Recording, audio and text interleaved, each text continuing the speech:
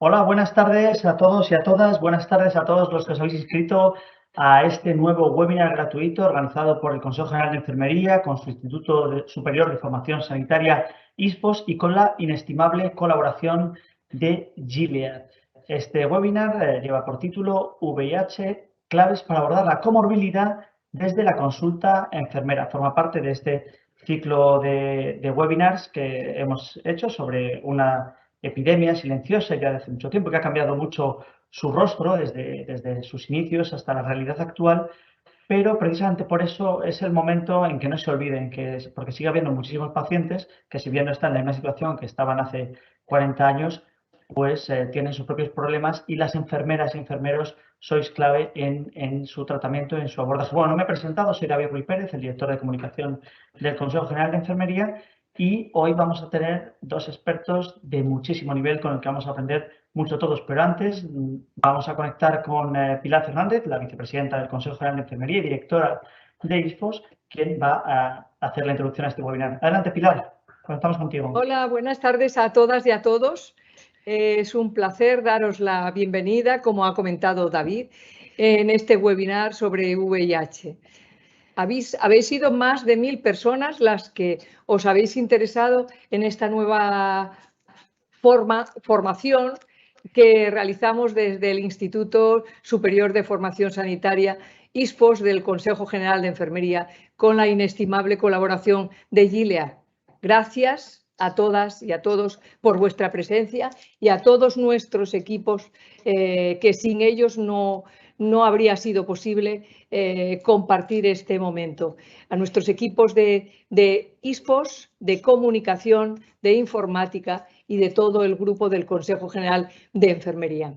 Antes de comenzar, me gustaría dar las gracias de manera muy especial, insisto, a Gilead por esta sensibilidad y decidida apuesta por un tema tan importante como este. Para mí, el VIH siempre ha sido un tema que me ha tocado muy de cerca porque, como ya he comentado en otras ocasiones, trabajé con los primeros pacientes que nos llegaron al Hospital Ramón y Cajal de Madrid hace ya muchos años y que desde luego ha marcado mi vida profesional y personal para siempre.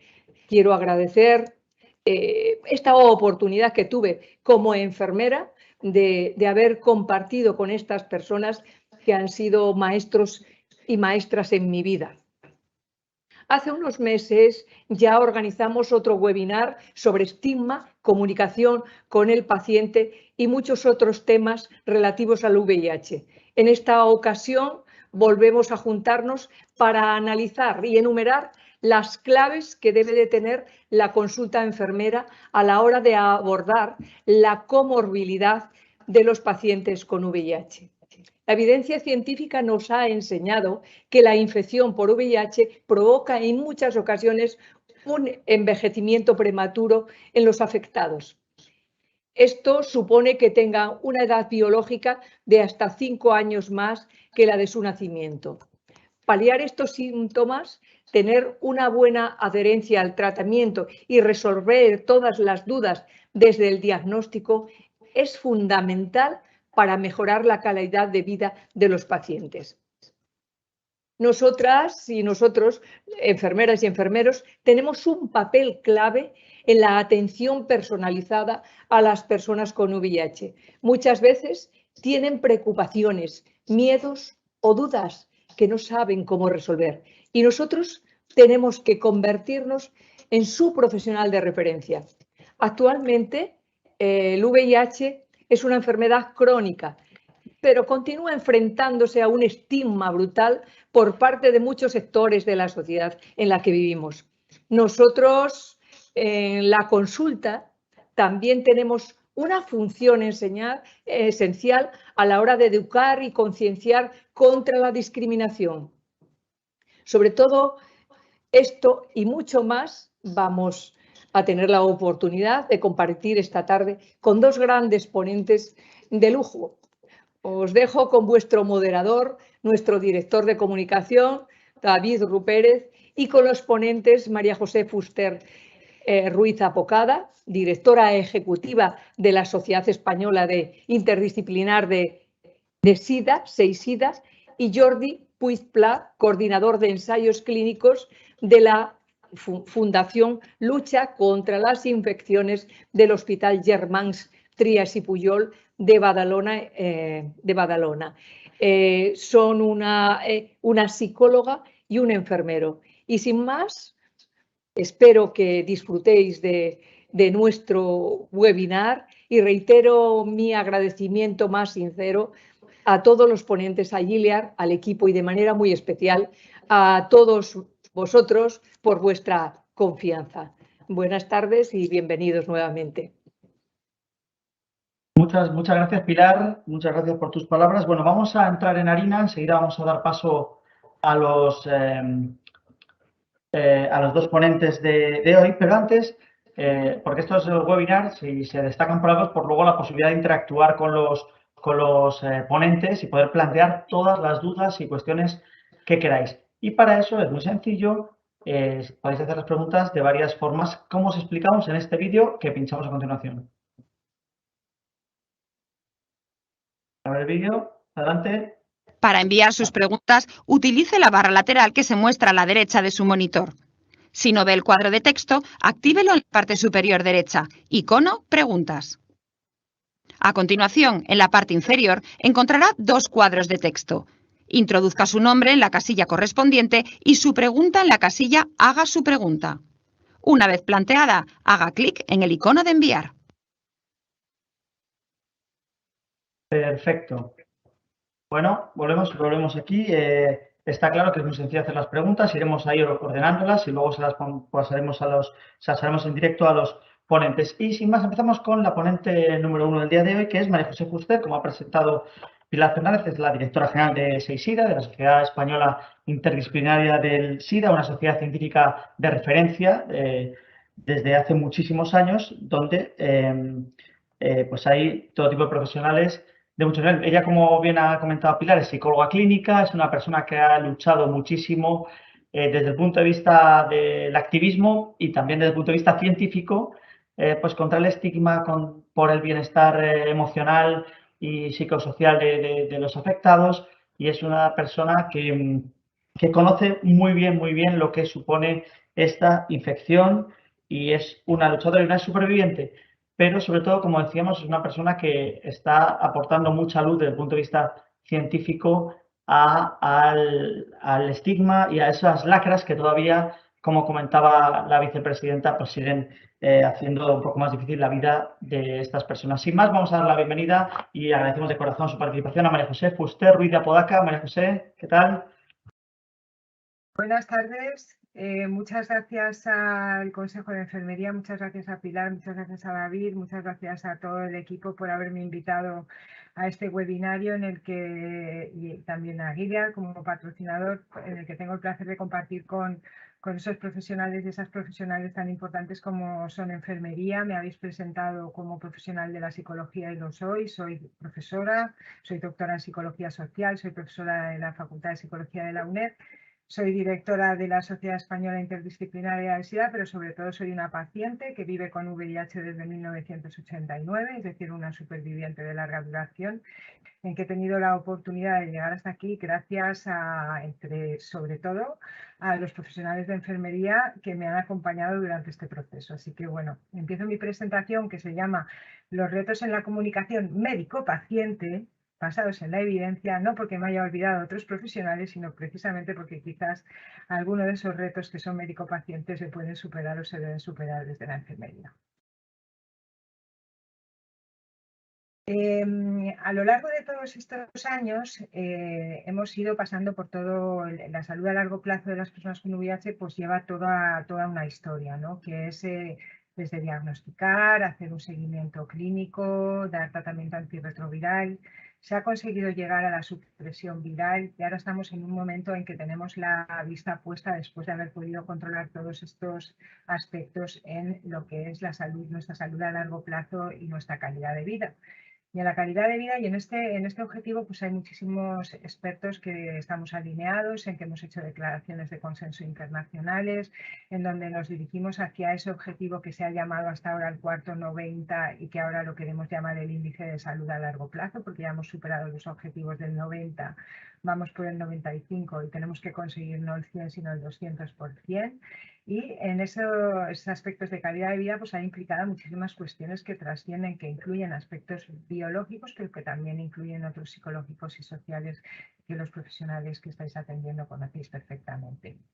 Sabemos que los pacientes y los profesionales sanitarios podemos tener diferentes perspectivas, que hay una serie de objetivos de resultados en salud que se tienen, que es avanzar hacia menor morbilidad, hacia menor mortalidad, pero también los pacientes tenemos o tienen unas necesidades de alcanzar una calidad de vida que a veces, sobre todo en las condiciones crónicas de salud, no hablamos solamente de ponerle años a la vida, sino de que esos años estén dotados de vida precisamente y de calidad. Entonces, al final, lo ideal es conseguir ese punto medio, que se llamaría el ideal, entre alinear esos objetivos, por así decir, más clínicos con los que los pacientes necesitamos. Me vais a escuchar todo el rato hablar en primera persona porque hablo de datos como investigadora, pero me identifico como las dos cosas y me gusta muchas veces hablar como paciente también. Se encuentran ya en la literatura, antes de los datos que voy a presentar aquí, discrepancias entre médicos y pacientes en la percepción de síntomas. De hecho, en este estudio que muestro en esta diapositiva, pues ya se veía que había una discrepancia en un estudio con una cohorte de veteranos de casi 1000 personas, una discrepancia alta entre síntomas reportados por pacientes y médicos usando la misma Patient Reported Outcome, el mismo cuestionario. Y esto era muy importante porque varios síntomas de los que se medían predecían una disminución de la dimensión física de la calidad de vida, pero también un aumento de la hospitalización y una disminución de la supervivencia, es decir, resultados importantes de salud a largo plazo.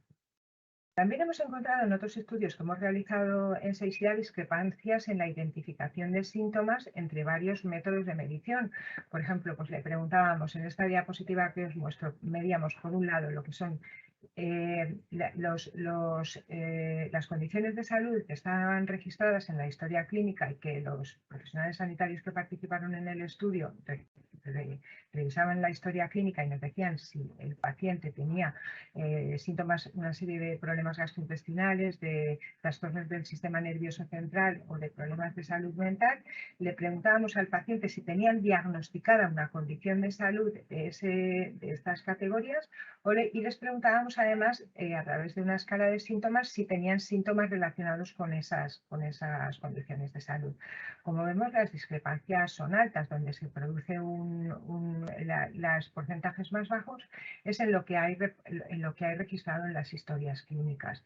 Y si vemos entre las condiciones diagnosticadas, por ejemplo, en salud mental, que es un problema emergente, que se parece más los registros de la historia clínica con lo que los pacientes decían que tenían diagnosticados. Sin embargo, cuando vamos a ver los síntomas, dobla los síntomas que tienen los pacientes con el trastorno que tienen diagnosticado. Todos sabemos que no es lo mismo tener una condición de salud clínica diagnosticada que un síntoma, pero bueno, ahí hay un indicador de que tenemos una cierta discrepancia ya, ¿no?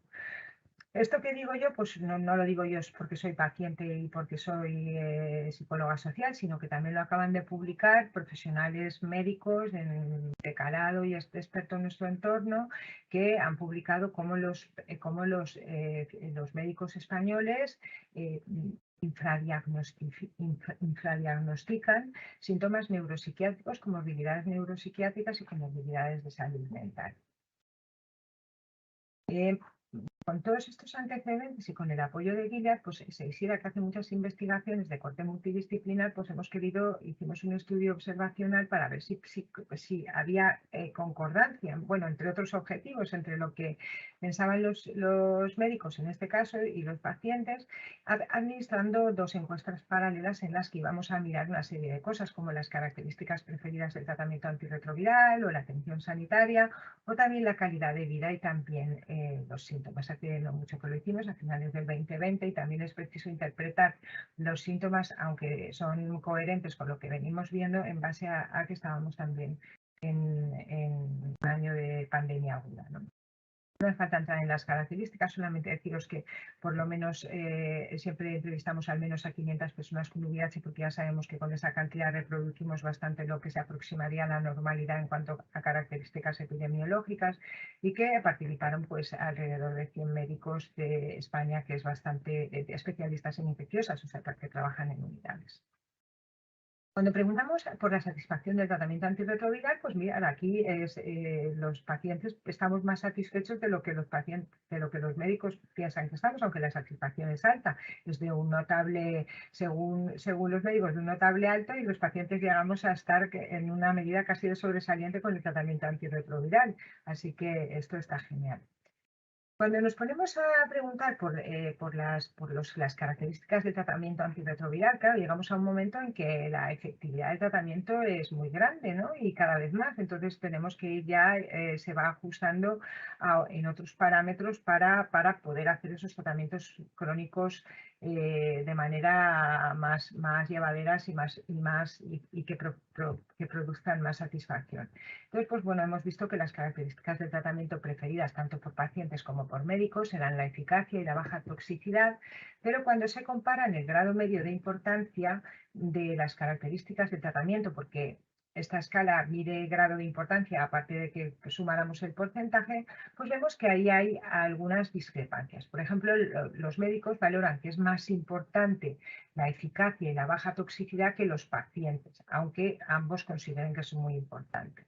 Sin embargo, los pacientes calificaban como más importantes algunas características interesantes. Por ejemplo, que el tratamiento pudiera usarse ampliamente en cualquier persona con VIH, cuestión que parece lógica porque somos heterogéneos y entonces hay gente que no puede usar unos tratamientos y eso los pacientes le damos importancia. También que tengan un bajo margen, que no tengan un margen estricto de adherencia para ser efectivo, es decir, el margen de perdón. Que pues bueno, pues un tratamiento que se tiene que tomar todos los días, que si te lo olvidas un par de días porque es fin de semana o lo que sea, pues que tampoco se pase nada grave. Y la posibilidad de iniciar rápidamente después del diagnóstico es algo que también valoran los pacientes, cuestión que es muy digna de resaltar porque hace unos años, cuando el tratamiento antirretroviral era producía más efectos secundarios, la gente tenía miedo de empezar, y sin embargo ahora se tiene más deseo de empezar, y probablemente por el tema de que la indetectabilidad del virus es igual a la intransmisibilidad, y entonces las personas con VIH quieren tener relaciones sexuales seguras y no entrar en poner en riesgo. En esta encuesta preguntamos también a ver qué servicios se podían haber necesitado del sistema sanitario y que se podían haber obtenido o no haber obtenido. Aquí sí que os muestro cuáles son los servicios o la ayuda que más relatan las personas con VIH. Y las pacientes con VIH lo que más necesitan o dicen que necesitaban es ayuda para gestionar el estrés, apoyo psicológico, ayuda acerca de la vida sexual o ayuda para la soledad. Como veis, todo cuestiones que son más psicológicas y más emocionales. Y los médicos en general valoran aprecian en menor porcentaje que necesitamos esos servicios. Sin embargo, hay algunas cuestiones importantes en esas diferencias, y es que, por ejemplo, donde menos los pacientes piensan que necesitan ayuda es a lo mejor para ayuda con temas de chemsex, o sea, de uso de drogas en contexto sexual, o para el consumo de alcohol, y sin embargo, pues ahí las discrepancias son mayores y los médicos piensan que lo necesitamos más de lo que nosotros lo necesitamos. Una cosa vamos a aclarar, que no quiere decir que se necesite o no, otra cosa es que uno quiera necesitarlo, ¿no? Porque a lo mejor efectivamente bebe o fuma más de la cuenta, pero le importa menos eso que le ayuden para tener menos soledad. O sea que no estamos hablando de necesidades objetivas, sino de percepciones de necesidades.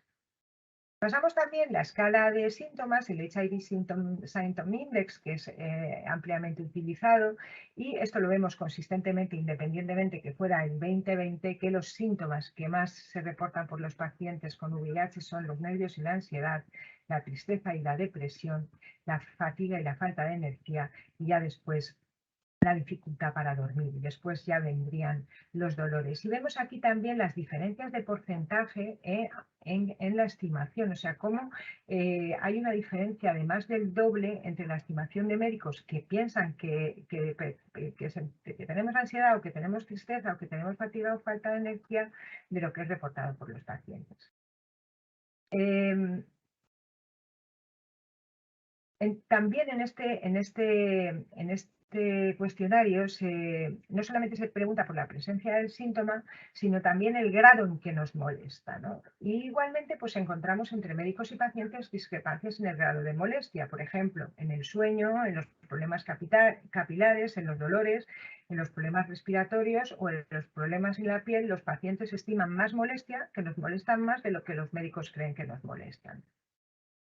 Cuando hablamos de salud general y calidad de vida, hicimos aquí una adaptación de un cuestionario validado de la Organización Mundial de la Salud que tiene una dimensión general de la calidad de vida, y adaptamos las preguntas y vemos pues que los médicos piensan que tenemos una calidad de vida general de forma significativamente más alta de la que la tenemos. Es verdad que se alcanzan el notable bajo por ellos y el bien. Yo me refiero a las notas que sacábamos en el cole cuando no sé si ahora va igual, en la universidad sí.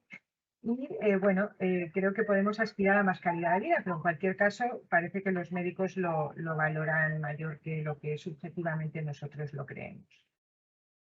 Cuando, en este caso, le preguntamos a los pacientes con VIH qué satisfacción tienen con la atención sanitaria, pues vemos que la satisfacción que tienen con atención especializada es mayor que con atención primaria. Y aquí no vamos a decir nada en contra de la atención primaria, sino simplemente que los pacientes con VIH, pues la atención primaria básicamente nos la ha llevado a atención especializada todo el tiempo, y tenemos aquí pues un debate ahora hacia el modelo de cronicidad en el que tenemos que avanzar con atención primaria.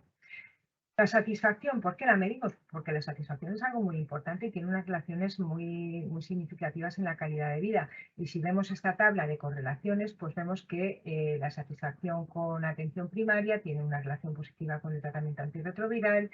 También la satisfacción con los especialistas tiene una relación altísima, altísima digo, porque una correlación de 0,42 es moderadamente alta en constructos psicológicos como la satisfacción con el tratamiento antirretroviral, con lo cual, y por supuesto con la calidad de vida, con lo cual quiere decir que si estamos contentos, si estamos satisfechas o satisfechos, vamos a vivir mejor, vamos a cumplir mejor con el tratamiento, vamos a mejorar en salud y vamos a mejorar en todo. Pues para concluir, con los resultados de este estudio, pues vemos que algunos problemas de los pacientes con VIH podrían estar infradiagnosticados, que hemos visto que tanto los problemas como los grados de molestia y la interferencia en la calidad de vida que peor identificados parecen estar son los que se refieren a aspectos psicológicos, cognitivos y sociales, y que esto tiene pues un impacto importante en la salud a largo plazo que no podemos dejar de un lado, y que si no intervenimos desde la práctica clínica sobre esto, pues va a disminuir la satisfacción, va a disminuir la calidad de vida y va a disminuir la salud a largo plazo. Así que estamos investigando y trabajando en ello para mejorarlo y para mejorar esta experiencia con la atención sanitaria, que puede influir no solamente en la retención, sino también en los resultados y en la calidad de vida. ¿Y qué podemos hacer para ello? Bueno, no pido que sigáis este mapa, que solamente me sirve a mí para poder explicar lo que os quiero explicar, que lo primero que hay que hacer es comprender por qué. Y este mapa lo que hace es una salida de resultados de un análisis de datos cualitativo, en el que hemos analizado desde SEISIDA por qué los pacientes no hablan con sus médicos de algunas cosas y por qué los médicos no hablan con sus pacientes de algunas cosas. Y hablo de médicos porque este estudio estaba hecho con médicos, ¿vale? Pero a veces se podría extender a otros profesionales sanitarios, pero básicamente ahora estoy hablando de médicos, que eran los que estaban encuestados. Entonces, ¿qué pasa? Pues que hay problemas que los pacientes no sabemos identificar. A lo mejor nos pasa algo y no nos lo podemos representar. Y no solamente los pacientes. Pacientes de muchas cosas somos todos, y somos los profesionales que también somos pacientes. Y algunas veces nos sentimos tristes y no sabemos por qué, o no sabemos ponerle nombre, no sabemos identificar qué nos está pasando. Otras veces, aunque lo identifiquemos, pensamos que el profesional de salud no nos puede ayudar en eso. O sea, yo puedo tener falta de deseo sexual y digo, bueno, pues mi médico, que no tiene ni idea qué va a hacer, no me va a ayudar en esto. O algunas veces, utilizando este mismo ejemplo de la sexualidad, que viene muy bien porque es de algo que cuesta hablar, pues esto me cuesta y no se lo voy a contar a mi médico porque no sé cómo empezar, no sé cómo decírselo. Estos son algunos ejemplos. Pero también es verdad que los médicos muchas veces no preguntan, y no preguntan también por varias cosas. No preguntan a veces porque no hay tiempo suficiente para preguntar, otras veces porque para qué vamos a abrir el melón si no sé lo que le voy a decir. Si viene un paciente y me dice que tiene mucho miedo a ser rechazado y no sé cómo atender eso, o que le va a dar una crisis de ansiedad y no sé cómo solucionarla, pues mejor no le pregunto. Si no le pregunto, aunque me gustaría preguntarle, como no sé qué hacer, pues no lo hago. Y otras veces, pues también es porque cuesta preguntar y cuesta hablar de algunas cosas, como por ejemplo de la sexualidad o del uso de drogas o de esas cuestiones que consideramos, como decía Goffman, nuestro gran estudioso del estigma, las manchas del carácter, ¿no? O sea, lo que son los estigmas o lo que pensamos que son defectos de nuestra personalidad. Pues lo que podemos seguir haciendo con esto es indagar, y lo que tenemos que hacer es indagar, debatir, intervenir. Tenemos que preguntar, tenemos que tener un feedback y una discusión, y tenemos que ponernos de acuerdo los profesionales sanitarios y los pacientes para poder ir hacia ese objetivo que es la calidad de vida. Y es ahí hacia donde vamos, donde tenemos que ir en VIH y en otras condiciones, hacia un modelo de cronicidad en donde tenemos toda una serie de organización del sistema de cuidados, pero sobre todo donde tenemos en el centro a un paciente que está informado y activo, pero porque está teniendo interacciones productivas con un equipo de profesionales sanitarios que es operativo, que está preparado y que es proactivo y que va a conseguir resultados mejorados en salud y en calidad de vida. Y desde luego, para esto es fundamental los equipos multidisciplinares, que no los tenemos en muchos sitios, porque en cuántos sitios, y subrayo aquí a enfermería, porque es fundamental en estas unidades, es fundamental para los pacientes, es fundamental para la gestión de los casos, es fundamental para todo, y nos damos con situaciones y hospitales en donde no tienen esa enfermería o donde no tienen lo suficiente personal como para que puedan desarrollar todo su desempeño como lo pueden desempeñar.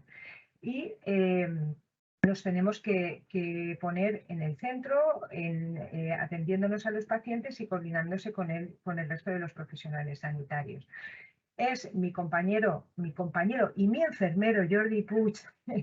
Y digo porque aquí hemos logrado ya esa comunicación ideal en el que yo soy su paciente, él es mi enfermero, él es mi compañero investigador y además trabajamos juntos, y por eso estoy muy orgullosa y por eso sigo aquí 33 años después, gracias a tener estos profesionales sanitarios y estos compañeros científicos tan maravillosos, para que nos dé algunas estrategias para las que podamos mejorar todas estas cuestiones de las que he hablado, de los retos que se nos han quedado con los médicos, pero que podemos seguir avanzando en la comunicación con otros profesionales sanitarios como vosotras y vosotros, y también con las mujeres.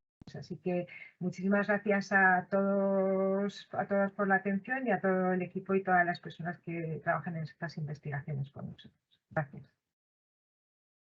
Muchas gracias, María José. ¿Qué tal a todos? Bueno, creo que os habéis quedado alucinados con esta gran presentación. Ha puesto muchísimas cartas sobre la mesa. Como ya os dije, es una gran conocedora de la patología y de todo lo que ello implica, pues porque lo ha vivido en primera persona durante muchísimos años. Ya ha medio presentado a nuestro siguiente invitado de hoy, que ya contamos con él en el anterior webinar dedicado al VIH.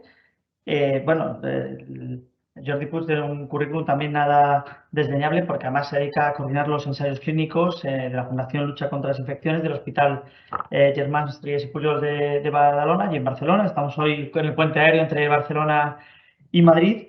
Es doctor en enfermería por la Universidad de Barcelona y tiene un currículum muy dilatado a pesar de su juventud, e incluso ha publicado en revistas científicas de renombre como The Lancet, que no está al alcance de cualquiera, y en muchas otras más. Es una persona muy activa y que efectivamente nos va a hablar un poco de esa relación que se establece y cómo podemos mejorar la comunicación. También os cuento que, bueno, ya estoy viendo en la otra pantalla que están llegando preguntas para los ponentes, con lo cual esto se va calentando y va a ser un debate animado el que vamos a ver después de la presentación de Jordi. Jordi, no me enrollo más, adelante con tu presentación.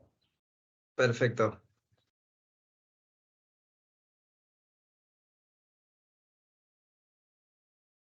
Bueno, ¿se escucha bien? Pues nada, muchas gracias a Gilead, muchas gracias al Consejo de Enfermería y también a ISFOS por hacer visible, ¿no?, esta patología como es el VIH, y hacer visible también este rol, ¿no?, que enfermería junto con ONGs, junto con psicología, ¿no?, pues hacemos posible, ¿no?, que estos cuidados del paciente VIH pues sirvan, ¿no?, y tengan este fruto, ¿no?, como comentaba María José. Entonces, yo, la charla de hoy lo que quería hacer es esta nueva comunicación que empieza a existir en las consultas de los pacientes, en la cual es una comunicación digital y enfermería pues juega un rol importante, y era un poco lo que quería plasmaros aquí en esta charla que ahora mismo presentaré. Un poco de resumen, lo que quería es un poco poner en contexto, pues si hay personas que no han estado en otras charlas o quieren conocer, ¿no? Y en contexto, ¿qué es el virus del VIH, ¿no? A día de hoy, como bien habéis comentado, sigue siendo unos mayores retos para la salud pública a nivel mundial.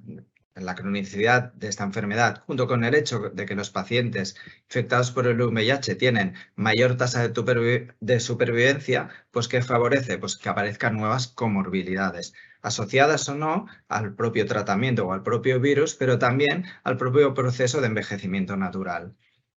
De hecho, como ha comentado Pilar, algunos estudios señalan que las personas de más de 50 años tienen un avance de su edad, ¿no? Que puede ser incluso de 5 o 10 años con respecto a las personas que no tienen VIH. Desde el inicio de la epidemia se han intentado modificar los modelos de cómo atender a los pacientes VIH y nos encontramos en un punto muy dinámico en el cual ahora mismo se centra la persona por el VIH, que no solo tiene que ir más allá de lo que era el tratamiento antirretroviral, sino debe abordar toda la compleja situación de los pacientes pues, que son mayores, todas las comorbilidades o toda la polifarmacia que viene asociada. Pero también es importante en este cambio de modelo y que quieren focalizar es desarrollar esta autogestión con un método educativo estructurado y validado, pero también crear sistemas de apoyo a la decisión clínica para aumentar estas habilidades clínicas que se tienen sobre la enfermedad. También favorecer un proceso asistencial basado en un trabajo multidisciplinar, en un diseño más bien horizontal y teniendo en cuenta estratificando a los pacientes según perfiles. No es lo mismo una persona recién diagnosticada que una persona que lleva 30 años viviendo con esta patología. Y muy importante, realizar actividades de conexión con las organizaciones sociales y las comunidades, ¿vale? Por el lenguaje de hablar de tú a tú. Eso es muy importante. La Organización Mundial de la Salud incluye la autogestión del paciente como la mejor práctica para mejorar la atención clínica y tener buenos resultados de los pacientes con enfermedades crónicas. De hecho, se ha demostrado que los programas de educación y apoyo a pacientes para autogestionar su propia enfermedad tienen éxito, mejoran los resultados y reducen los costes sanitarios. Pero además, en un nuevo modelo de atención hay que tener presente que a corto, y digo a corto más que a medio plazo, que la formación tradicional cada vez más se irá sustituyendo por formación electrónica. Digo a corto porque de hecho nos lo estamos encontrando en las consultas a día, cuando estamos con el paciente, pues los datos lo demuestran, casi el 65% de los pacientes consultan internet antes o después de acudir a la consulta, que la mayoría pues no lo dicen, pero ya empiezan a decirlo. No se atreven a compartir, pero cada vez más te dicen que he leído esto por internet, que he leído esta noticia que me ha llegado por aquí. Era un poco antes, ¿no? Lo que decía, la vecina me ha dicho esto, pues ahora lo van leyendo por diferentes sitios. Pero ¿qué es lo que nos pasa? Que esto provoca un cambio en relación médico-paciente, profesional sanitario y paciente. ¿Qué cambios hay en la relación? Pues bueno, te encuentras con, primero es una brecha digital, es decir, hay personas que no saben o pueden buscar y esta información pues la han recibido quizás por poner, pues por el Facebook, por ejemplo, o una web pues que no es nada fiable. Pero la otra es que hay profesionales que tampoco saben asesorar, es decir, no saben recomendar ninguna página de internet, por tanto prefieren pues no hablar de internet. Y entonces existe un miedo por parte del paciente de que no se sienta mal porque le ha corroborado esta información y un miedo por parte del profesional por miedo de no saber a dónde enfocar esta búsqueda o esta duda, ¿no? que pueda tener. Por tanto, lo importante es que no hay que rechazar este uso de internet, sino lo que hay que hacer es asesorarse y buscar webs fiables, ¿no? Pero claro, ¿hacia dónde vamos, no? Te encuentras en la consulta, no sabes qué hacer. De hecho, aquí enfermería juega un rol importante en Estados Unidos, sobre todo las enfermeras de Canadá, empiezan a recetar pues aplicaciones móviles. O sea, Aplicaciones como puede ser aplicaciones para fortalecer o prevenir la fragilidad. Aquí en España tenemos una que se llama BB Frail, que es espectacular. O sea, realmente es... hay que verla para hacer como el gaming, ayudan a hacer unos ejercicios en casa en personas que tienen riesgo de caídas. Por tanto, hay que conocer primero el perfil que tenemos delante, si esta persona tiene estas habilidades o tiene esta brecha digital. El hecho que la tenga no significa que, pues a esta persona yo no le puedo dar internet, sino que necesita unas necesidades para que pueda llegar a usarla. Y luego tenemos estas personas que sí que no tienen esta brecha digital, y entonces, bueno, pues tenemos que conocer estos recursos de salud 2.0 que existen para poderlos prescribir. ¿Qué webs hay más aconsejables? Blogs que hay que seguramente asocian y tienen mucha información. Aplicaciones móviles que están saliendo cada vez más y hay un auge en el cual pueden ayudar a la toma de decisiones, a estar más conectados con diferentes asociaciones. Aquí en la web, Seisida tiene una web muy interesante. Gilead está realizando una web muy chula que se llama Eres Vida, que también tiene un contenido muy interesante. O sea, realmente hay mucha cosa y no tengamos miedo. Y estas webs de las ONGs, que sobre todo pues, son quien más experiencia tienen y quien más ayuda pueden hablar a nivel de hablar sobre todo en un lenguaje muy a nivel de pares, de tú a tú. Con lo cual nos presentamos con lo que ahora se llama salud digital, en la cual pues cada vez se están desarrollando, el hecho del desarrollo de dispositivos móviles impulsa un rápido crecimiento en el campo de la salud. Realmente esta tecnología puede influir tanto en la prevención, en el tratamiento con pacientes con enfermedades crónicas, diabetes, hipertensión, colesterol. Casi el 90% de las consultas a través de la telemedicina corresponden a pacientes adultos y actualmente las que más han ido destacando son las dermatológicas, digestivas, ginecológicas. Las apps de salud promueven o pueden promover una mayor implicación y empoderamiento del paciente a través del autocuidado y autogestión, gracias a la posibilidad de controlar y ser tú mismo el gestor de la inclusión de tus datos. Además, estas apps ofrecen la posibilidad de participación dinámica entre pacientes y profesional, o sea, ver una nueva vía de comunicación más rápida quizás y más en el momento y quizás pues más próxima, aunque estemos en distancia. Y esto fue del motivo por el cual, pues, enfermería, aquí jugando un rol clave, pues nos plantamos en la necesidad de que los pacientes nos transmitían de que estamos en un hospital alejado del centro de lo que es Barcelona y cada vez pues iba viniendo la gente menos al hospital. Es una patología crónica que quizás vienes 2 veces al año y que la gente mayor le estaba costando llegar a venir, aparcar, tener que pedir a un familiar que viniera, ¿no?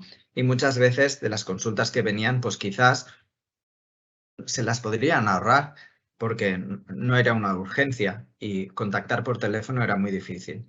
Entonces aquí es donde nos planteamos decir, oye, pues ¿por qué no pasamos una encuesta a las personas que vienen a nuestro hospital para ver si les gustaría tener una aplicación móvil? Y la pasamos y sorprendentemente todo el mundo, la gran mayoría nos contestó que sí. De la gente que contestó que sí dijimos, bueno, pues ¿qué contenido os gustaría que tuviera esta aplicación móvil? Y nos describieron fueron describiendo contenidos. En base a esto decidimos hacer un focus group y sobre estos creamos una aplicación beta con un equipo multidisciplinar. Pues un enfermero, médico, dietista, psicólogo, y un diseñador gráfico y un informático. Y creamos una aplicación en modo beta, pero creamos una aplicación y decidimos realizar un ensayo clínico liderado por enfermería en el cual quisimos evaluar si un sistema de comunicación digital para mejorar la calidad de los cuidados en salud en pacientes mayores de 60 años infectados por el VIH, cuyo objetivo principal fue el uso de una aplicación móvil como una nueva estrategia de monitorización remota para mejorar esta calidad de los cuidados de estas personas y comparar la efectividad versus las visitas tradicionales, pero también saber cómo de satisfechos estaban. Objetivos secundarios también tuvimos, ¿no? Pues describir la usabilidad, comparar la calidad de vida antes y después, comparar la adherencia también y comparar tanto el coste económico como el seguimiento de comorbilidades. ¿Vale? Fue un diseño que hicimos a un año, donde se comparaban dos grupos, era el estudio randomizado, donde a un grupo se le hacía educación y a un grupo se le realizaban las visitas habituales. Y sobre todo que nos encontramos que muchas veces damos la información y damos por asumida que la gente lo sabe, y no es así. Muchas veces el primer día queremos dar mucha información, pero cuando tú llegas a casa te das cuenta de que muchas veces no se ha absorbido suficiente. Y vimos que a la semana 24 la usabilidad era muy baja y decidimos hacer una vuelta, una educación, sentándonos con las diferentes personas que la usaban menos, y fue un cambio radical. O sea, a nivel 48, casi que todo el mundo usaba la aplicación móvil y encima, pues en resultados finales vimos que se habían reducido las visitas en un 20% de los pacientes que utilizaban la aplicación móvil. Con hecho, como veis, era muy simple. O sea, era un calendario donde hacíamos hacíamos gaming con los pasos que daban diariamente para que tuvieran algo también de juego a nivel de cada día y fueran compitiendo entre la gente. Un calendario donde se sincronizaban todas las visitas, ¿vale? No solo las propias del hospital, sino las de fuera. Y luego también que nosotros pudiéramos poner información a la gente, pero ya información contrastada, que ellos lo pudieran ver. Y también, sobre todo, que pudieran tener un contacto, una vía WhatsApp en el cual pues nosotros pudiéramos, si tenías una duda porque te daban un antibiótico, en menos de 48 horas, 24 horas, nosotros dábamos respuesta. ¿Vale? Pues este fue nuestro estudio en el que nosotros aplicamos, pero no nos queremos quedar aquí. Y es aquí donde es en el momento donde aparecen los Patient Report Outcomes y es en el momento donde vamos ahora más allá. Es decir, unas personas que nos podemos comunicar, que podemos darles información, pero necesitamos también que haya información unilateral y bidireccional, que es en este punto. Como bien sabéis, las PROs no dejan de ser una medición basadas en datos que provienen directamente del paciente, de su estado de salud, sin interpretaciones o modificación de las respuestas por parte de profesionales ni otras personas. Uno de los mayores beneficios que tienen estas PROs es la mejora en la toma de decisiones clínicas, pero también ayudan a empoderar al paciente porque permiten la participación activa en torno a su enfermedad, pudiendo conocer y mejorar la adherencia, pues incluso a su tratamiento. ¿Qué oportunidades ofrecen estas PROs? Pues sobre todo, pues registrar esta información necesaria durante los cuidados en la patología en la que te encuentras. Por tanto, con la idea de mejorar la calidad y la gestión de estos cuidados. Ofrecer seguridad al paciente, empoderar la salud del paciente y tener una comunicación de estas comorbilidades con el paciente. ¿Qué rol juega enfermería en esta implantación de las TROs? Pues enfermería juega un rol como en todo, ¿no? Y nos falta visibilidad. Nosotros en las PROs podemos participar desde escoger en qué perfiles de personas se les puede administrar esta PRO. En la selección de las PROs hay muchísimas PROs, muchas que están validadas de todo tipo y hay que saber cuál se adapta más en el momento en que tú estás y en el hospital en el que tú estás. Pero también en la frecuencia, y este es el gran debate, ¿cada cuánto se pasan esas PROs? ¿Las paso cuando la persona quiera, 2 veces al año o 15 días antes de la consulta con el médico? ¿Y cómo las entrego? ¿Vía electrónica, vía aplicación móvil o papel? Que entiendo que el papel ya lo tenemos que desechar. Y luego evalúa qué recursos son necesarios en los circuitos cuando hayan alarmas. Y lo más importante, ¿cómo reciben estos pacientes estas PROs? Si este paciente o ve que hay un retorno o si yo pregunto y no tiene respuesta, no sirve de nada y la adherencia a esta PRO va a ser muy baja, ¿vale? Y aquí es donde entra el rol, cuando digo que hay tantas PROs y cada vez muchos cuestionarios son muy extensos, donde María José y su equipo, María José Fuste y su equipo, han detectado o liderado estas necesidades más habituales en los pacientes VIH. Y de estas distintas necesidades, que hay unos PROs que son bastante extensos o unos cuestionarios extensos, han escogido cuáles son las preguntas clave de cada una de las necesidades más frecuentes que hay en las personas con VIH. ¿Con qué objetivo? Pues que contestando las mínimas preguntas obtengas la máxima información posible. Y este es en el punto donde estamos ahora, tanto María José, que está liderando este estudio, como nosotros también intentándolo implantar en nuestro hospital, ¿no? Es conocer lo que va más allá de lo que es la carga viral, los CD4, y luego mirar de hacer acciones preventivas, pues si una persona no duerme bien, pues que yo ya le pueda dar unas recomendaciones y que no pasen 6 meses hasta que vuelva a venir sin nosotros haber hecho ninguna intervención. Como conclusiones y para no extenderme, se necesitan nuevas PROs en la práctica clínica a nivel de, sobre todo, extender tanto en envejecimiento de la población. O sea, estamos pasando cuestionarios que duran 1 hora y media, ¿no? Realmente para detectar distintos tipos de fragilidades. Con los recursos que tenemos no podemos abordar a toda la población. Entonces hay que mirar de hacer estos screening tools y favorecerlos. Hay que monitorizar estas comorbilidades con el objetivo de hacer prevención. Las personas que viven con el VIH deben participar en todos estos procesos de las PROs. Por tanto, debemos escuchar y no tiene que ser nunca unilateralmente. Muchas veces pensamos lo que va bien al paciente sin preguntar al paciente. El paciente tiene que estar en el centro de todo. Comunicar y promover la salud, el bienestar y la calidad de vida de las personas que viven VIH es mucho más que el tratamiento, es mucho más que los resultados de carga viral, es mucho más que los CD4. Y esto pues muchas veces pues cuesta cambiar, ¿no? Son años que se lleva trabajando, son equipos que se han trabajado aquí durante mucho tiempo y hemos de cambiar estas dinámicas. Y aquí enfermería es donde junto con los pacientes hemos de hacer este giro de tuerca e ir más allá, ¿no? Y hemos de detectar, ¿no? este equilibrio entre lo que es el número de PROs y la frecuencia donde pasarlas para sobre todo asegurar que haya una buena adherencia. Nada, para no extenderme más, muchas gracias a todos. Muchas gracias, Jordi, por tu fantástica exposición.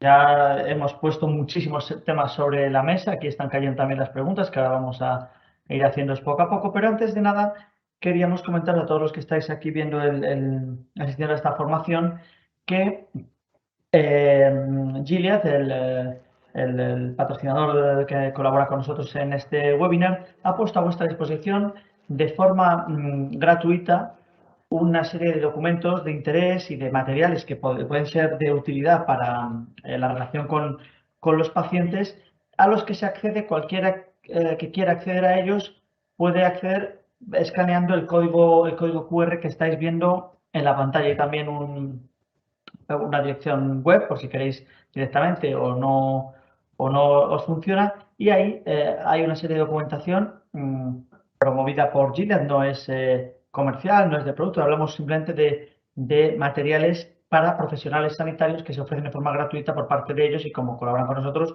no es un material de consejo ni de ISPOS, pero hablaba antes Jordi de la necesidad de que haya fuentes fiables, webs donde asistir, donde buscar recursos que puedan ser útiles en la relación que tenéis con los pacientes. Y bueno, pues hay muchos sitios, pero uno de ellos es este site, esta página de aterrizaje landing page que os lleva a este código QR. Luego podremos ponerlo otra vez. Y aunque es verdad que ya se están gestando ahí las preguntas, vamos a poner, compañeros, si queréis, el vídeo de cómo plantearlas, por si alguien se ha olvidado, y así pues ya empezamos el debate puro y duro. Adelante, vídeo.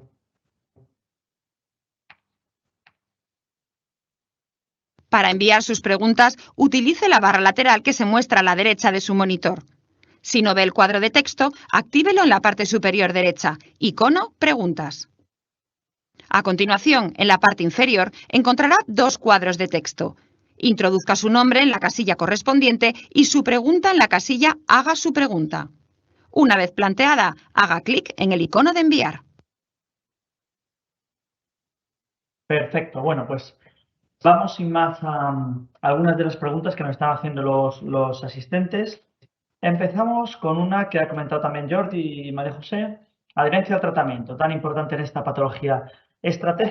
Dice, estrategias para una buena adherencia al tratamiento. ¿Qué consejos podríamos dar en este sentido? No os peleéis por hablar. Estaba esperando que, bueno, tenemos diferentes factores que pueden influir en la adherencia al tratamiento y los hay desde factores más conductuales a factores más psicológicos, a factores más relacionados con la medicación, con el paciente. Entonces, bueno, yo como quizá empiezo yo y saco alguna cosa y seguro que nos vamos complementando con Jordi, pero bueno, a nivel, por ejemplo, psicosocial y de hábitos de salud, una cuestión muy importante es la autoeficacia, o sea, el sentimiento de sentirse capaz de poder tomar la medicación tal y como te la prescriben los profesionales sanitarios. Es uno de los componentes que en los metaanálisis se ve que más tamaño del efecto tiene con la adherencia al tratamiento. Entonces, hay que indagar y ver cuáles son las dificultades por las que una persona a lo mejor no se siente capaz, y ese no sentirse capaz puede tener que ver con experimentar a lo mejor miedos, ¿no? Tener poca información, tener miedo a los efectos adversos, dar adecuada información sobre ello, problemas conductuales a la hora de planificar, de integrar en la vida diaria, todas estas cuestiones. Pero seguro que esto vamos, si quieres, a la limón, Jordi, y vamos complementando diversas cuestiones que influyen en la adherencia. Sí, yo coincido contigo. La clave sobre todo es una buena información de lo que está tomando, por qué lo está tomando, interacciones que tienen, ¿no? Y luego sí que es verdad cómo lo integras en tu vida diaria, ¿no? Es decir, yo por ejemplo, ¿no? Analizas y dices, es una persona que vives solo, vives acompañado, trabajas de noche o los fines de semana viajas mucho, ¿no? Y entonces es un poco llegar a integrar esta medicación dentro de tu día a día, ¿no? Como las vidas que llevamos tan desbordadas, cómo añades una línea fija, ¿no? Dentro de tu vida y que sea pues un poco esta mochila que llevas, pero que sea lo más pequeñita posible, ¿no? Bueno, dentro de Y tu bueno. vida, ¿verdad, Jordi? De tu vida y de cómo eres, ¿no? Porque a lo mejor en tu vida cabe muy bien una pastilla, que a lo mejor es una sola, pero tú tienes unas características de cómo eres que, por ejemplo, pues a esa hora no te viene bien o duermes mal, por ejemplo, o tienes problemas gastrointestinales. Y entonces hay que ver un poco cómo se dan tus condiciones, aparte del estilo de vida, sino también de tu propia idiosincrasia particular, para ver qué medicamentos te pueden ir mejor o peor en función de esa sintomatología que tienes o a la que temes, ¿no? También, ¿no? Porque pues ahora no hablamos tanto de lipodistrofia como hace años, pero a lo mejor sí que hablamos de aumento de peso, y a lo mejor hay personas o grupos de pacientes más intolerantes a aumento de peso, o imaginaos, yo siempre uso ejemplos que me son más cercanos, pero la menopausia, las mujeres, el aumento de peso, no sé, o sea, todas estas características que tienen que ver, estudiar bien al paciente, ¿verdad? Y de hecho, claro, esto fue una época muy dura, la adherencia. Ahora parece como que se haya, no olvidado, pero que sí que se ha empequeñecido, ¿no? Esta importancia con los tratamientos que hay ahora, que cubren mucho más, ¿no? Y no hemos de bajar la guardia, pero lo que dices tú, me acuerdo que fue una época muy dura de la lipodistrofia, claro, qué alternativas tenías, ¿no? En aquel momento, ¿no? Y el convencer a una persona de que te tenías que tomar algo que muchas veces es, pues bueno, igual te provoca estos cambios de lipodistrofia, pero avísame al principio que lo detectes, miramos qué opciones hay, ¿no? Y sí que realmente ha cambiado un poco, ¿no? Este concepto de adherencia, ¿no? Y luchas también más en que vengan también a la adherencia las visitas, ¿no? También ligado a la toma de Yo medicamentos. creo que también ahí quedaría, aunque la mayoría de los profesionales sanitarios vinculados al VIH sois todos como súper top 10, o sea que no soy restrictivos, sino que soy súper empáticos y tal, que también hay que tener en cuenta un poco de flexibilidad, o sea que a veces cuando se le establece mucha exigencia a los pacientes pues pierden esa autoeficacia o pierden esa sensación de no voy a poder, y ahora mismo pues hay que ajustar también a lo que hay, o sea que los márgenes tan estrictos de adherencia han disminuido, que antes hablábamos de más de un 95% y que ahora los márgenes de los intervalos se hallan alrededor del 80%. Entonces, bueno, no se trata de decir, oye, podéis hacer lo que queráis, pero si sabemos que hay una serie de pacientes que a lo mejor salen los fines de semana y a lo mejor toman sustancias y tienen unas creencias de toxicidad y luego a lo mejor no lo van a tomar porque tienen miedo por la interacción, darle información ajustada, en fin. Quiero decir que hay que abrir mente, ¿no? Y ponerse en un discurso no moralizador, en un discurso de hay que tomarlo, pero bueno, o sea, un poco como adaptado para que esa autoeficacia sea posible, ¿no? Sí. Una cosa que... Sí. No, perdona, Jordi. De todas maneras, quería comentaros que si bien es verdad que habéis expuesto un poco cómo debe ser esa relación para una relación ideal, es un paciente que hay que estar muy encima, decías, para ver eso que no se ve habitualmente, esos problemas colaterales que puede tener derivados de su tratamiento, su situación particular. Pero es viable que, y pregunto, que eso, vosotros estáis en centros top, ¿no? Muy focalizados, de pero hablemos de gente que vive o bien en otros núcleos que no sean capitales importantes o que no tenga ese acceso de verdad. ¿Es posible con los problemas que tiene la sanidad de hoy tender esa mano y esos puentes en el paciente? ¿Cómo lo veis? Pero no acabo de entender la pregunta, no la he entendido bien. Pues sí. No, lo que quería decir es que sí, que bien, estáis hablando de cómo debe ser la consulta ideal. Tú, Jordi, trabajas en un centro de primera línea. Sí. Hay otros enfermos, pero hay muchos pacientes que no están en grandes ciudades, que no tienen acceso a consultas tan especializadas.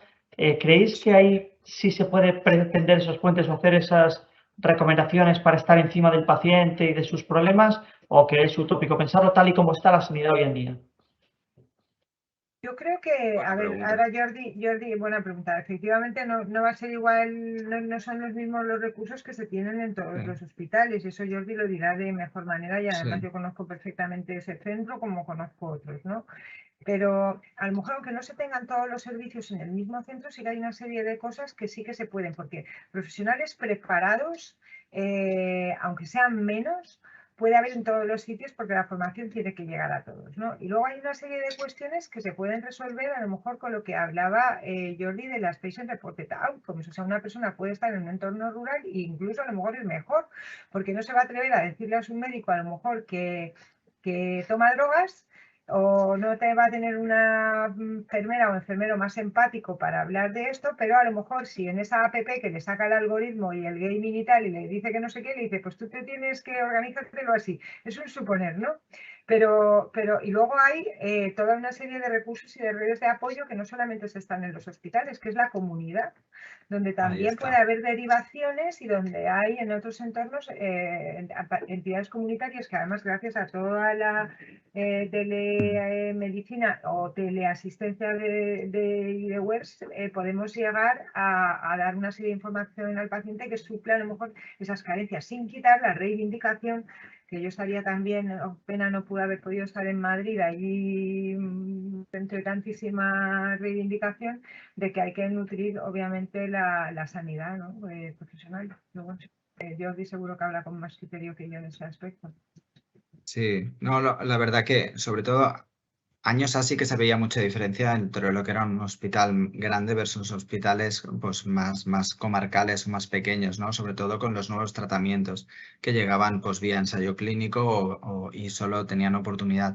Esto también hizo de que muchas de las personas que vivían con VIH ya buscaran ir a esos centros, ¿no? Por un poco. Y entonces estos centros pues han ido creciendo y quizás se han ido especializando. Pero tal como dice María José, hay hospitales que con menos recursos, pero sobre todo que haya enfermería, es muy vocacional y bueno, pues quizás no puede asumir tantos por día, pero realmente el trabajo que están haciendo y sobre todo con trabajo comunitario, pensad que donde no llega la sanidad, llegan los recursos de asociaciones de pacientes que realmente son los que también han ejecutado ciertos cambios o ciertas palancas, ¿no? Que como ha hecho ¿no? en el fútbol que se han oído estas palancas, ciertos cambios vienen sobre todo de esta fuerza y esta organización que han realizado muchos pacientes. Y este vínculo con el hospital cada vez se está viendo más. O sea, realmente hay hospitales que ya empiezan a contratar efectos, no sé, corrígeme si se llama pares, ¿no? O si se llama, Sí, pero ya sí. dentro de una consulta hospitalaria ya hay pacientes donde atienden y aconsejan, ¿no? Y realizan todo esta acogida, ¿no? en personas de tú a tú. Y esto se está viendo más. Por tanto, hay unos circuitos bidireccionales que realmente en los hospitales más pequeños quizás suplen esta falta de recursos.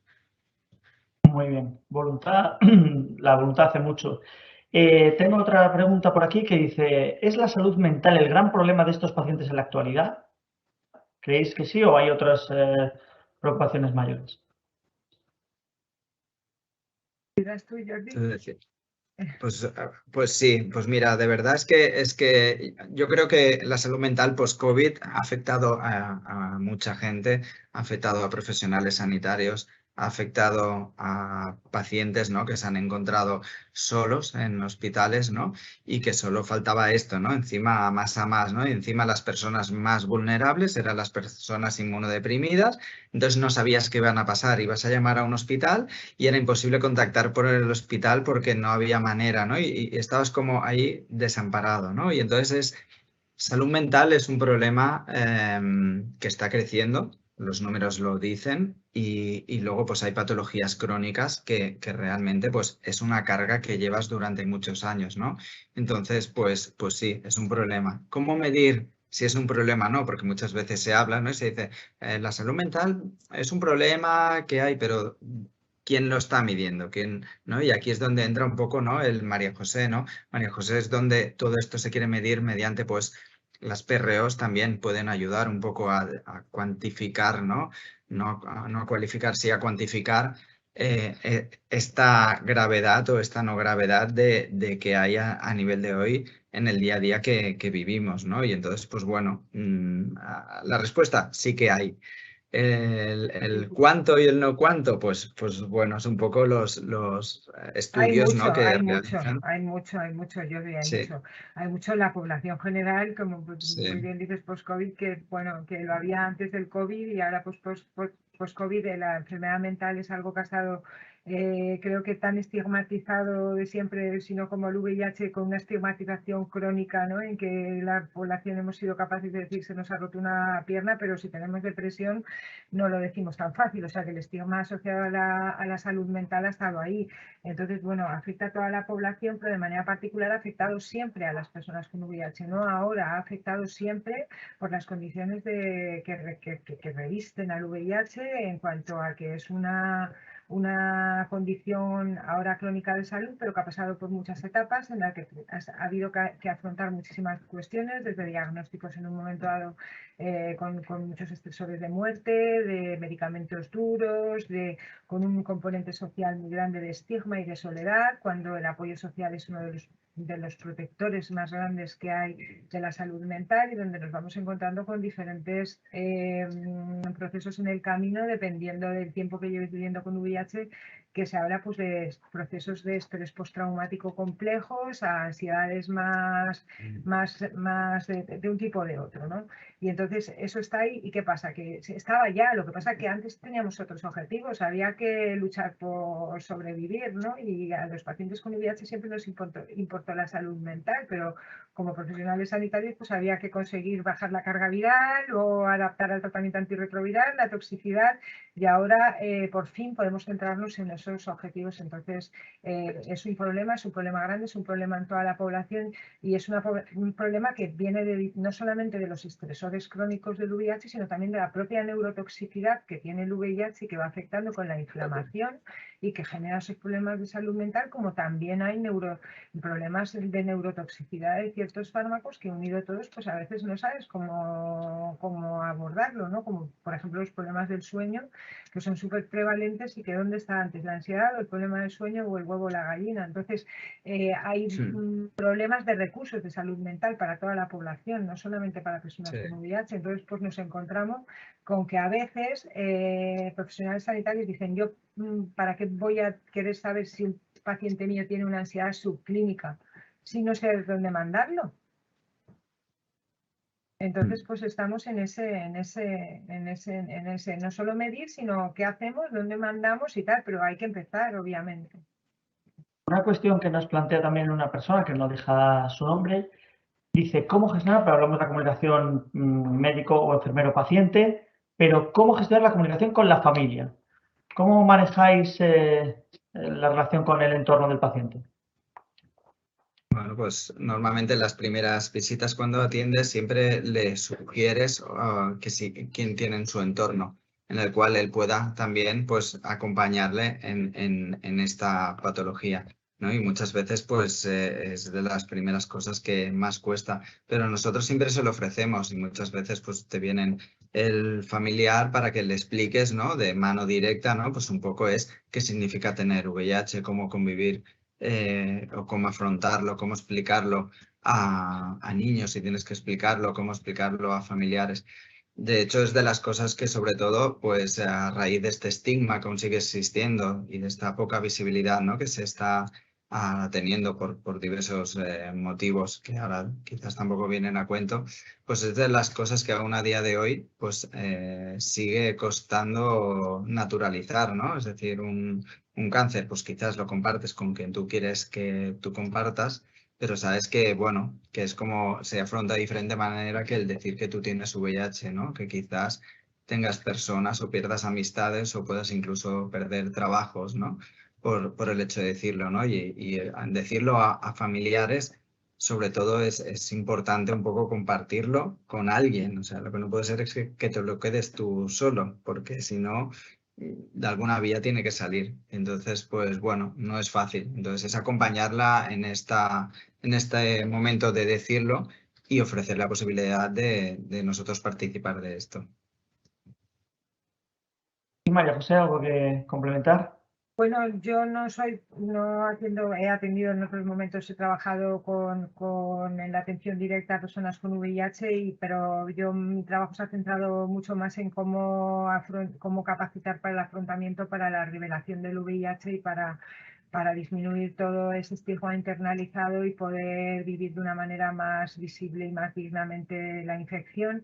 Y eso tiene que ver también con la comunicación con los familiares y con otras personas del entorno, porque en datos que tenemos de nuestra sociedad nos encontramos que solamente un 5%, si llega, de personas con VIH vivimos visiblemente con VIH, que la mayoría de las personas viven una identidad oculta y forzada, o sea, no porque uno tenga que ponerse un cartel diciendo tengo nada, sino que lo hacen por temor al rechazo. Quiero aprovechar además para hacer un poco de anuncio y decir que esta semana, este sábado, se celebra por primera vez el primer Pride positivo en el mundo, el primer orgullo de personas con VIH en el mundo, organizado por la Coordinadora Estatal de SIDA. Somos pioneros en eso. Marcharemos el sábado con el lema Visibilidad, Igualdad, Dignidad. Saldremos desde el Ministerio de Sanidad, iremos hasta la Reina Sofía, emulando a una performance que hizo Pepe Spaliu, que fue un artista con VIH que hizo de sus últimas obras y la causa del SIDA muy importante.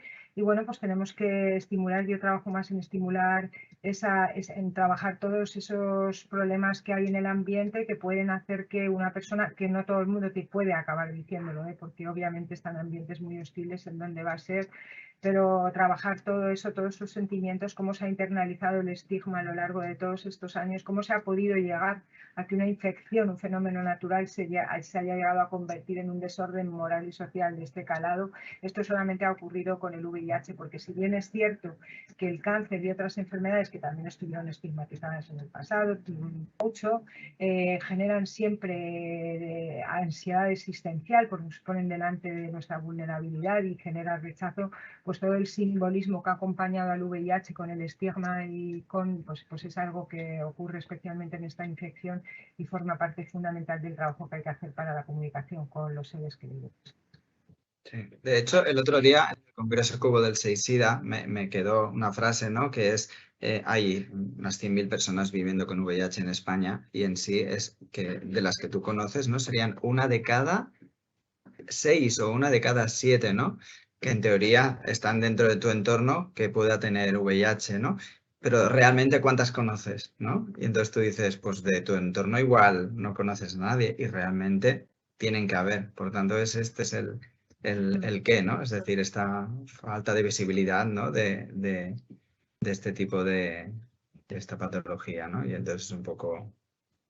Habéis mencionado la visibilidad, se lee varias veces en este ratillo, y el estigma. Hay gente que pregunta, resumo varias preguntas que vienen juntas, que dice ¿qué se podría hacer para acabar con el estigma que todavía persiste, las personas tal, a pesar de que llevan la vida normalizada, tal?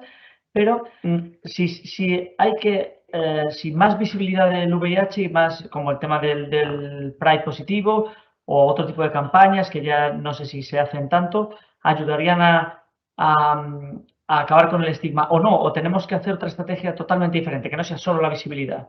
A lo mejor educación en los colegios, no lo sé. ¿Qué opináis de eso? Pero obviamente la estrategia tiene que ser multicomponente, o sea que hay que intervenir desde muchísimos aspectos, porque es multinivel, o sea, es que el estigma ocurre a nivel individual, a nivel interpersonal, a nivel comunitario, a nivel institucional, a nivel estructural, entonces hay que hacerlo desde diferentes ámbitos, entonces ya hay muchísimas manifestaciones del estigma. Por ejemplo, pues ahora se está poniendo el énfasis bastante, y haremos estudios en el estigma en el ámbito sanitario, estamos en un contexto de profesionales sanitarios, aunque no son muchos el porcentaje de personas. Teníamos en un estudio reciente también que hemos hecho como alrededor de un 17% de personas entrevistadas que decían que habían sufrido algún tipo de experiencia en el ámbito sanitario. Normalmente no se produce más en ámbitos que no son la especialidad especializada, se produce más por profesionales que tienen menor cualificación académica, o sea, que tienen menos conocimientos. En estudios que hacíamos en nuestra sociedad hace tiempo, pues, por poner un ejemplo, se daban más actitudes estigmatizantes en personas celadoras que en médicos o en profesionales de enfermería. Pero también es verdad que una cosa muy importante para cambiar el estigma es el grado de contacto, o sea, tener contacto, conocer a las personas que padecen esa condición. Y eso, conocer significa poderlo ver, o sea, poder contactar, poder empatizar. ¿Y qué ocurre con los profesionales sanitarios que estamos hablando en este contexto? Y por eso me centro en ese tipo de estigma, porque podría estar hablando de esto horas. Pues ocurre que cuanto menos contacto se tiene con un tipo de paciente, pues prevalece más nuestro saber.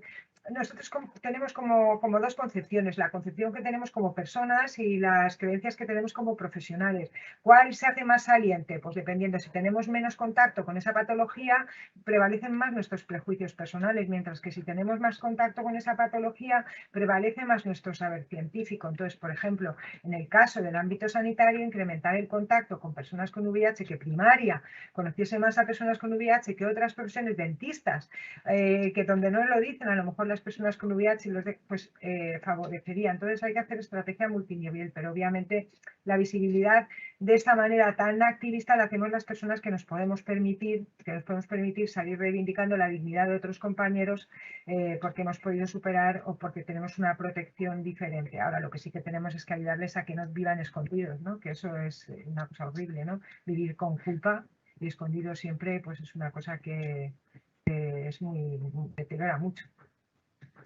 Y como has dicho tú, David, yo creo que en los planes educativos yo creo que se ha dejado mucho de invertir desde la base, ¿no? Y si no hay buena base, conforme va creciendo, o tienes algún día algún contacto con algún familiar, alguna experiencia, o la realidad es que no tienen ningún conocimiento de prácticas de riesgo. O sea, realmente te encuentras con personas recién diagnosticados de ámbito universitario que realmente desconocían o no tenían las habilidades, ni las herramientas, ni la educación para haber puesto una prevención a esto. O sea, Bueno, que vamos más atrás, Jordi, porque vamos a los valores. Es que sin entrar en el VIH me está viniendo a la cabeza lo que le hicieron al pobre niño este con obesidad en su cumpleaños, que salió por la televisión. Quiero decir que empezaron a acosarle y a denostarle y tal, que hablamos de muchas otras condiciones que no son el VIH, que encarzan en los valores del respeto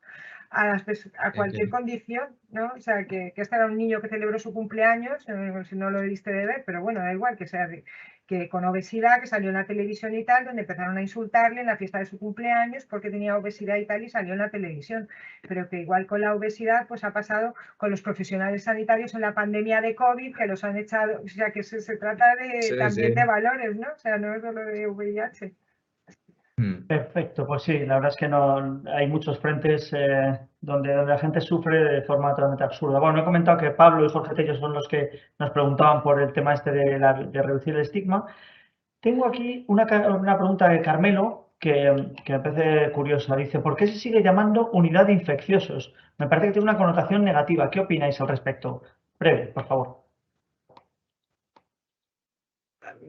Nosotros, de hecho, incluso se ha cambiado el nombre. Nosotros, antes era dentro de los hospitales, muchas veces las unidades de enfermedades infecciosas estaban dentro de un PAC. Nosotros, por ejemplo, la unidad VIH estaba separada y entonces sí que también había un problema porque se llama Unidad VIH o Fundación de Lucha contra el SIDA, ¿no? Esto después de años hemos conseguido que cambiar y estamos dentro de lo que es una especialidad, de la especialidad de la unidad de enfermedades infecciosas. Eso conlleva cualquier enfermedad que produce algún tipo de infección. Entonces sí que connotación negativa el hecho de, ¿no?, infectar, ¿no?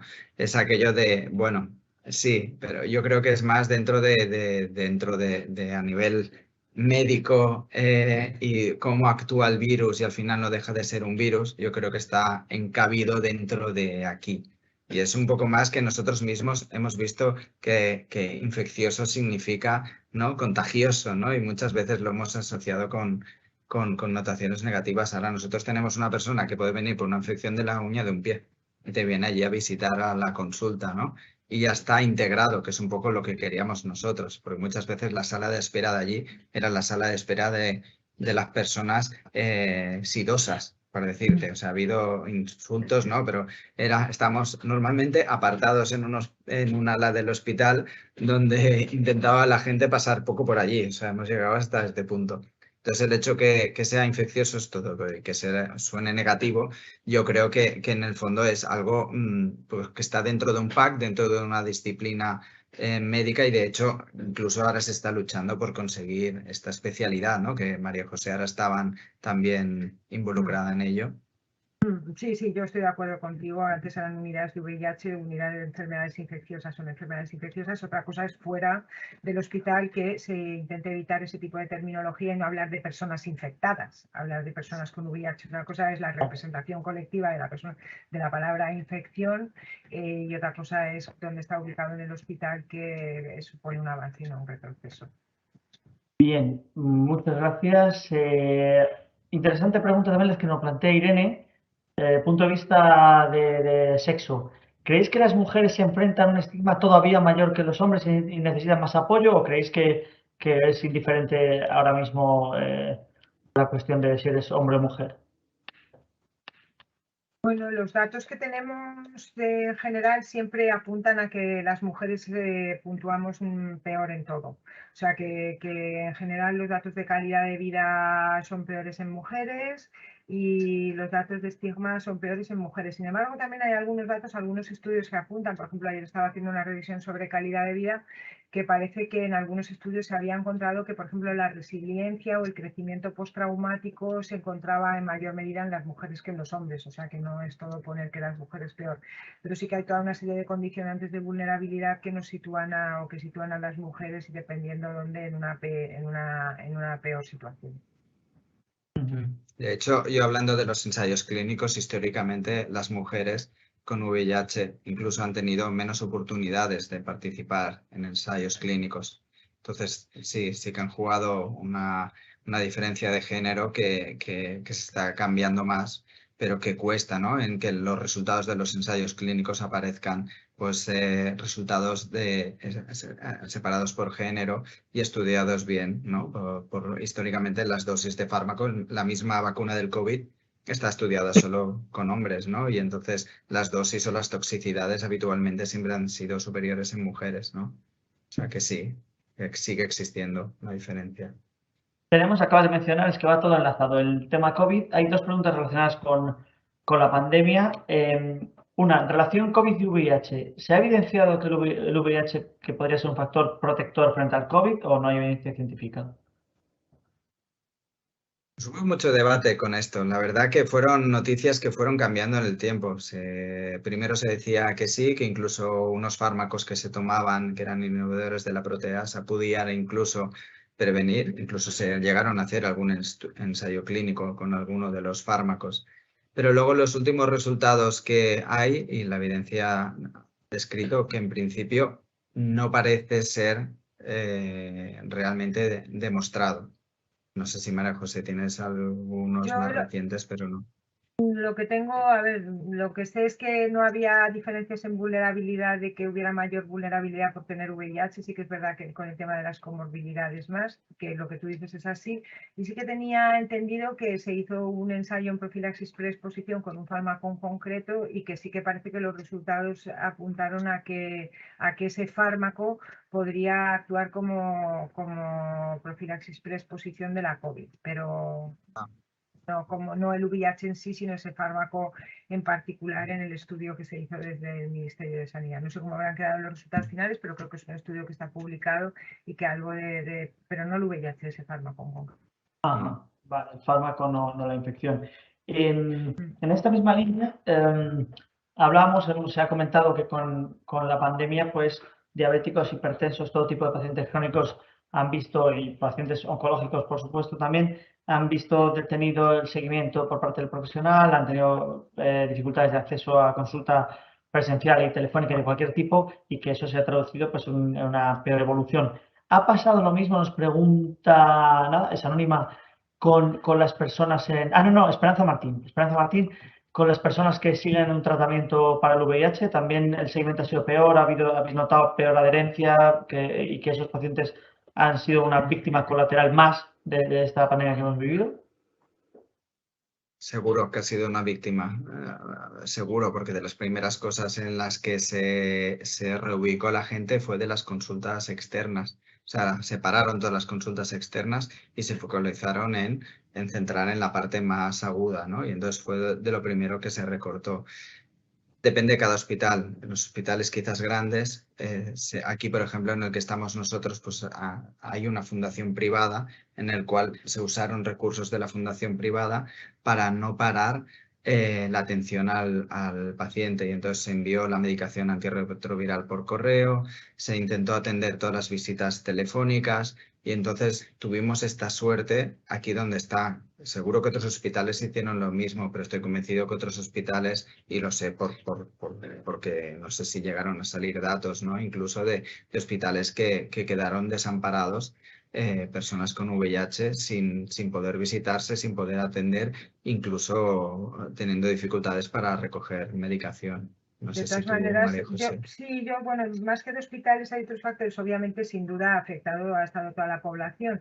Yo no podría dar una comparación con otras patologías porque no lo conozco, pero sí que hemos podido investigar e indagar sobre qué respuesta se ha dado desde el ámbito comunitario y desde el ámbito médico a las necesidades de la pandemia. Y ha habido un movimiento comunitario impresionante apoyado por compañías farmacéuticas, por ejemplo, la que patrocina esto con las entregas de la medicación en las farmacias, gente que iba a lugares como la Cañada Real a llevar de todo, o sea, organizaciones comunitarias articuladas a tope para intentar cubrir todas las necesidades posibles que se pudieran y más. Lo que pasa es que, claro, no se llegaba. Nosotros hemos estado haciendo estudios sobre exclusión social y hemos estado encontrando con que un 33% de las personas que entrevistábamos estaban en situación de exclusión, de privación material grave. Y luego a nivel de salud eso implica que no puedes comprar comida. O luego a lo mejor la atención sanitaria directa de VIH de antirretrovirales sí, pero yo como paciente y como paciente privilegiada me he tirado 2 años esperando una ecografía abdominal, ¿no? Y a lo mejor sí que he tenido el tratamiento y sí que he tenido la atención de mis especialistas de VIH, pero otras cuestiones no. Y luego hablamos de otro tipo de pacientes que a lo mejor no han querido o han tenido por el estigma, no han querido recibir la medicación en casa o han evitado ir a una consulta de salud porque han tenido miedo de coger otra patología. O sea que hablamos de diferentes condicionantes de vulnerabilidad que pueden haber afectado igual o más que otras patologías y de una respuesta comunitaria muy articulada que puede haber favorecido, y de unos médicos muy en primera línea y muy preparados y unos profesionales sanitarios, enfermería y tal, que han hecho todo lo posible para paliar toda esa desventaja que se podría dar. O sea que yo lo pondría en balance. Habría que comparar con otras patologías, pero no estaría segura si decir que en algunas cosas mejor. Vamos a complicar un poco más la historia. Nos pregunta Nancy, ¿cómo consideráis que se debe abordar el seguimiento en pacientes que están institucionalizados? Más complicado todavía, entiendo que es el panorama. Institucionalizados. Yo quiero entender prisiones. Yo quiero entender qué es en En prisiones. prisiones, quieres decir. Yo creo que sí, creo que no lo aclara, pero entiendo que es así. En prisiones tienen un sistema, al menos aquí en Barcelona, que lo tienen bastante organizado y realmente prácticamente en el COVID no se paró nada más la pandemia que tuvo en sí. Incluso tienen a nivel de enfermería, a nivel médico, o sea, tienen recursos que realmente quedan cubiertas todas las necesidades por el número de pacientes que hay dentro de los centros institucionalizados. Si se refiere a prisiones, otras clínicas quizás de psiquiatría o clínicas que hay, ahí sí que, pues bueno, lo desconozco cómo ha llegado a afectar y dependerá, me imagino, pues depende qué comunidad o depende qué ciudad. Sí, es Yo que creo va que por no ahí es, encaminada. yo creo que no es, bueno, desde luego en instituciones penitenciarias yo no sé cómo ha ido en la pandemia, pero sé que históricamente, puesto que soy activista desde hace 30 años, se ha intentado que la sanidad penitenciaria pasara a la sanidad pública porque siempre ha habido desventaja y tenemos médicos activistas de prisiones que han denunciado esa desventaja en acceso a fármacos, en situaciones de desigualdad, en menores profesionales sanitarios y en cuestiones que supongo que no he tenido la ocasión de hablar con esos profesionales que se las han visto y se las han deseado también durante la pandemia si ya antes estaban en situaciones de desigualdad, y hablo en general. Y yo, no hay, que yo sepa, no hay recursos específicos para personas con VIH así generalistas, salvo los que están haciendo las propias organizaciones, como la Fundación 26 de Diciembre, que está haciendo residencias para personas mayores gays, porque bueno, pues nos estamos viendo que bueno, nos estamos haciendo mayores. Decía Pilar que 5 años más, pues decían que 10, me alegro de haberme quitado 5 de encima de esos adicionales, pero que muchos no tenemos hijos o lo que sea y no sabemos dónde vamos a acabar a lo mejor estando y bueno, pues supongo que lo habrán pasado los institucionalizados tan mal como los otros institucionalizados y esas personas mayores que han estado en los centros de mayores y todo, que no habrá habido ahí diferencias en mal. Sí, ahí sí que fue un problema. Bien, tengo aquí otra pregunta, ya nos quedan muy pocos minutos, vamos a ver, a lo mejor damos un poquito de prórroga porque hay muchas preguntas. Isabel Ruiz, habla de la lipodistrofia, ¿no? Que antes la gente, por ejemplo, los tratamientos, ella de hecho dice, yo veía pacientes hace 10 años y era muy común la lipodistrofia, dice, no lo he entendido bien, dice, ¿es que ya no se da con los tratamientos actuales o que existen otros tratamientos que combaten o evitan la lipodistrofia? Por favor, ¿podéis aclararlo? Yo, como he dicho el comentario a Jordi, que sabe más que el profesional sanitario, lo explicará mejor. La lipodistrofia que ocurría con los fármacos del pasado, como ocurría, pues eso ha disminuido obviamente con los nuevos tratamientos, ya no es así, pero sí que es verdad que hay unos tratamientos de una clase en concreta que, y algunos más que otros, que se están asociando con aumento de peso, con aumento de, además en la parte del tronco, ¿no? Y entonces yo cuando me refería ahora a los cambios corporales, me refería más al aumento de peso, que hay pacientes a lo mejor que rechazan ese tipo de tratamientos por ello y más vulnerables. Pero lo que es la lipodistrofia como ocurría antes, ocurre desde luego en muchísima menor medida, sí ocurre, ¿no, Jordi? Tú sabrás más de esto Sí, que yo. de hecho nosotros que hicimos tratamiento reparador de la lipotrofia facial o lipocúmulo o la jiba de búfalo, o sea, creo que se han tratado casi 1.500 personas, ¿no? Con tratamientos de sustitución o tratamientos de relleno. Actualmente prácticamente no vemos a nadie, y de las nuevas que vienen es gente de que realmente no ha querido tratarse, no ha querido dar el paso. Los nuevos tratamientos no producen lipodistrofia, perdona, pero coincido con María José, sí que es verdad de que hay cierta familia de fármacos que se le está atribuyendo y de hecho en algunas personas lo estamos viendo, ¿no? Este lipoacúmulo, sobre todo en zona de tronco y aparte que es muy exponencial, al que le pasa. Y muchas veces también en mujeres, ¿no? Que también es el tema, ¿no? de siempre. Y bueno, tratamientos para paliar la lipoatrofia no habían, más que tratamientos reparadores o intentar sustituir los fármacos en los cuales se sospechaba que tenía estas ¿no? toxicidades, ¿no? A nivel mitocondrial que producía este cambio, ¿no? en la grasa, ¿no? Y se buscaron muchas alternativas durante muchos años. La jiba de búfalo, pensad que había personas que no podían ni dormir, ¿no? Y era pues corregir esta lipotrofia en hospitales públicos era muy complicado, en privados era mucho dinero. y realmente, pues bueno, se intentó sacar becas, se intentó sacar dinero para poder tratar. Y productos de relleno, pues muchas veces se cambió la vida de las personas, ¿no? Personas que no podían salir en la calle, personas que no encontraban trabajo, personas que no encontraban pareja, ¿no? Y el hecho de, pues, con estos tratamientos, ¿no? Un poco, ¿no? Este cambio, ¿no? De facial, pues realmente vimos vamos, que era un beneficio en su calidad de vida espectacular, ¿no? Y bueno, pues la De todas verdad que maneras, ahora... pues, Jordi, perdona que te interrumpa, yo, aparte de que sea del pasado, yo lo que puedo aportar en esto, ya que estudio los síntomas, es que los pacientes reportan con mucha preocupación el tema de los cambios corporales. O sea, que es uno de los sí, síntomas molestos que aparecen con mucha, sea por aumento ahora o por disminución, es una sí. cosa que sigue, independientemente que la lipodistrofia sea del pasado, sigue estando como una de las cuestiones más Le sigue presentes. preocupando. En la de retos, es verdad. Bueno, perdonad, pero ya vamos súper rápido porque estamos fuera de tiempo, pero no quiero... Os voy a hacer dos preguntas que me ruego que me respondáis de forma telegráfica. Primero, nos preguntaba... ¿dónde está? Ay, del el auge de los tratamientos de profilaxis preexposición en gente joven. ¿Qué opináis en ese sentido? Telegráficamente Pues, totalmente a favor, es un gran avance, claro. complementado con otras estrategias de prevención y menos mal que hemos conseguido que al final forme parte de la cartera del Sistema Nacional de Salud con mucho activismo. Telegráfico. Sí. Y de hecho, Perfecto. no damos abasto para cubrir, o sea, sigue habiendo una lista de espera. Creo que son de casi unas 800 personas aquí, justo en Barcelona, para cubrir estas necesidades. Y muy a favor, o sea, realmente es una herramienta de prevención más que tenemos junto a las otras que tenemos y el hecho es por qué no usarla, o sea, es que no tiene justificación el no usarla. Necesitan Bueno, más recursos para poder llegar y tal, y todas estas cosas que ya no serían telegráficas, Sí. pero es un gran avance.